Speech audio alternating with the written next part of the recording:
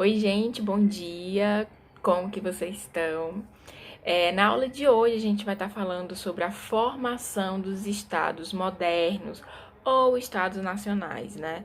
É muito importante esse tema porque é um tema que vai fazer vocês entenderem os assuntos que estudaremos posteriormente, certo? Não só no sétimo ano, mas também no oitavo, no nono, certo? Quando a gente fala de formação dos estados nacionais, dos estados modernos, a gente está falando ali de uma ruptura, né? De uma transição do sistema feudal, certo? Para um sistema mercantilista.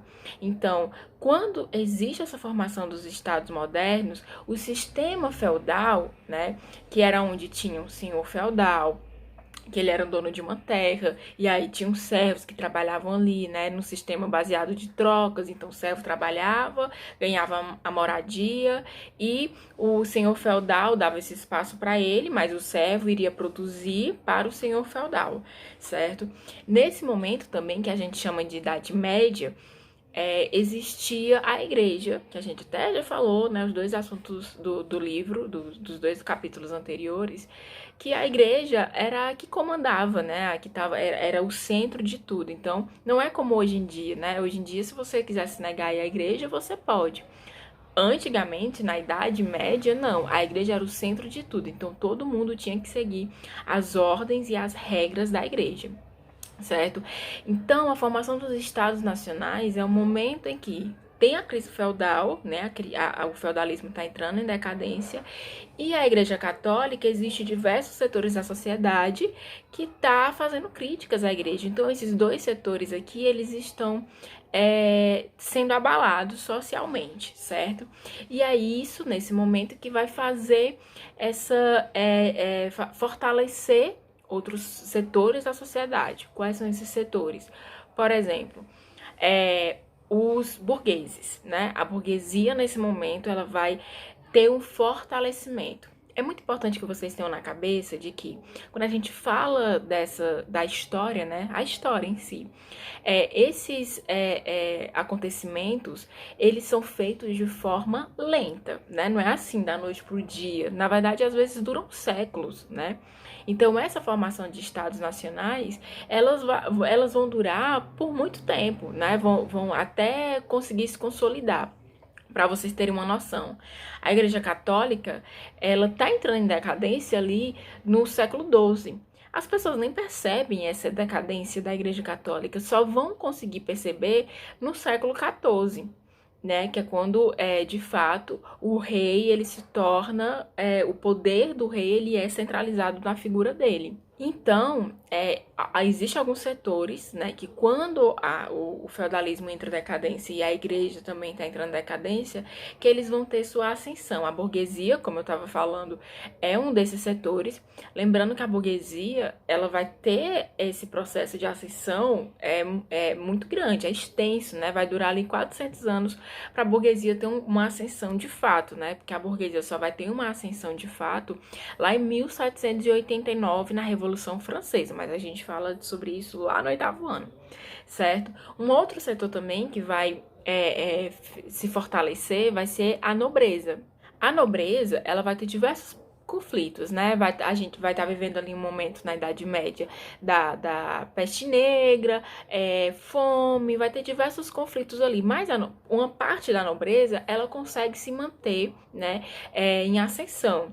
Inclusive, o rei, ele é a parte da nobreza que vai se dar bem, né? O rei, então, ele é um nobre que se dá bem. Então, o rei, que antes, na Idade Média, ele era somente uma figura simbólica, porque quem comandava tudo era a Igreja Católica.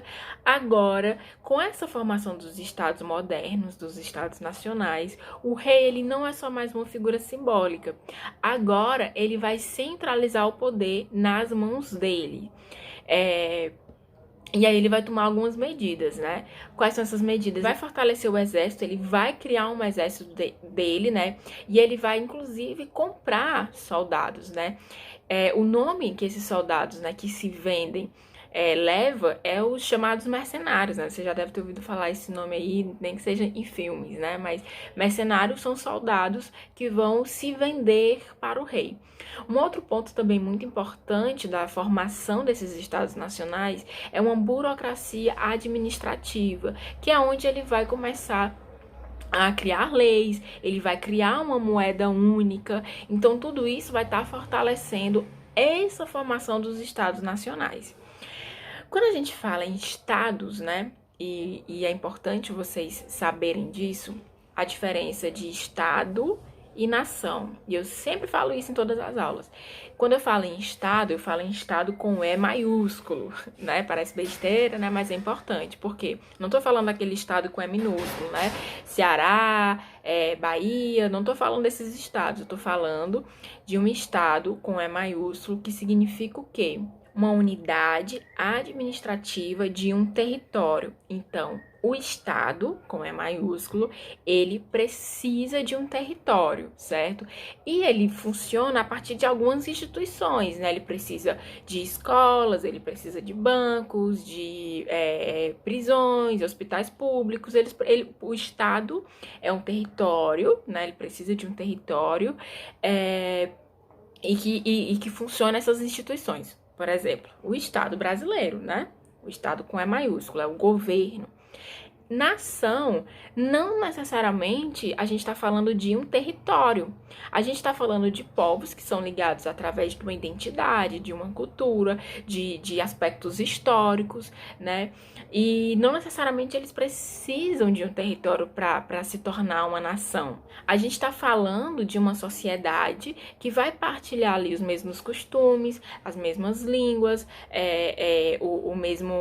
a mesma cultura, e que já possui uma determinada tradição histórica. O exemplo disso, os povos indígenas. Os povos indígenas, eles podem se considerar uma nação, porque não necessariamente eles se considerem brasileiros. Inclusive, muitos indígenas não se consideram brasileiros. Eles consideram-se uma nação, né, que fazem parte ali dos povos indígenas, assim como os judeus também. Então, a gente está falando de nação, a gente não está falando de um território, a gente está falando de povos que partilham o mesmo aspecto histórico, culturas e identidade, certo? Na próxima aula, a gente vai estar dando continuidade a esse assunto de formação dos estados nacionais e focando em 4 países, né, em 4 impérios, que inclusive vão ser os impérios que vão se lançar ao mar, né, que vão fazer as grandes navegações e colonizar outros territórios, que é França, Inglaterra, Espanha e Portugal. A gente vai estar falando sobre o processo histórico da formação desses estados nacionais, certo? Eu espero que vocês tenham gostado. Qualquer dúvida, eu estou à disposição e até mais!